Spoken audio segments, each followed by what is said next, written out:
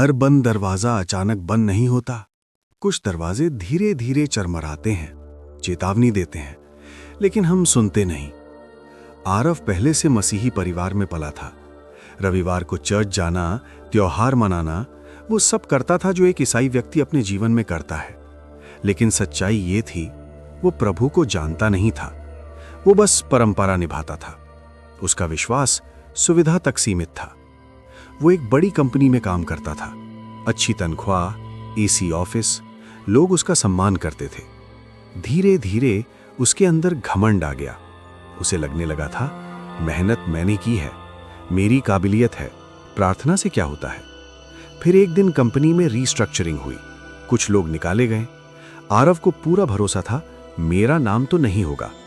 लेकिन जिस लिफाफे पर उसका नाम था, वो उसी दिन उसके हाथ में था।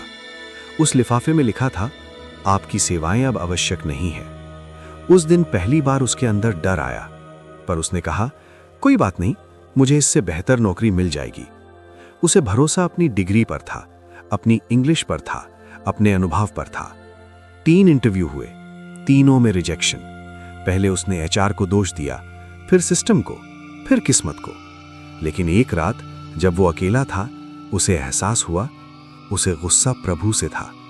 उसने मन ही मन सोचा, अगर आप सच में हैं तो मेरे साथ ऐसा क्यों हो रहा है।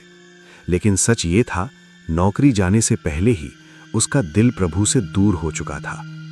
दरवाजा नौकरी का बंद हुआ था, लेकिन असल में दिल का दरवाजा पहले ही बंद हो चुका था। एक शाम जब सब सो गए थे, वो रसोई में बैठा था। मां की दवाई की पर्ची मेज पर थी।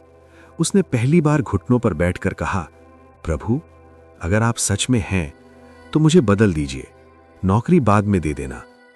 उस रात कोई चमत्कार नहीं हुआ, लेकिन अगले दिन उसके अंदर शांति थी। कुछ दिनों बाद एक छोटे स्टार्टअप से कॉल आया। सैलरी आधी थी, ऑफिस छोटा था, कोई लग्जरी नहीं, लेकिन वहां एक चीज थी जो बड़ी कंपनी में नहीं थी।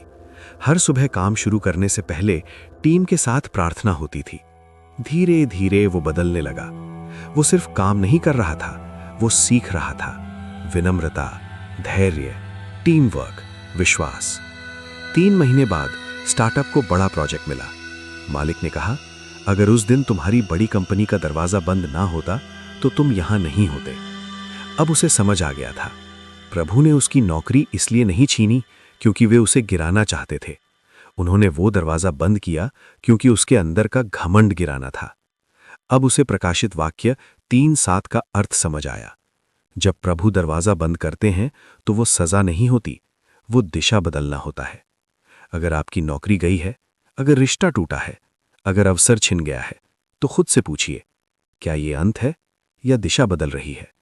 क्योंकि कभी कभी सबसे बड़ा बंद दरवाजा सबसे सही रास्ते की शुरुआत होता है। Praise the Lord.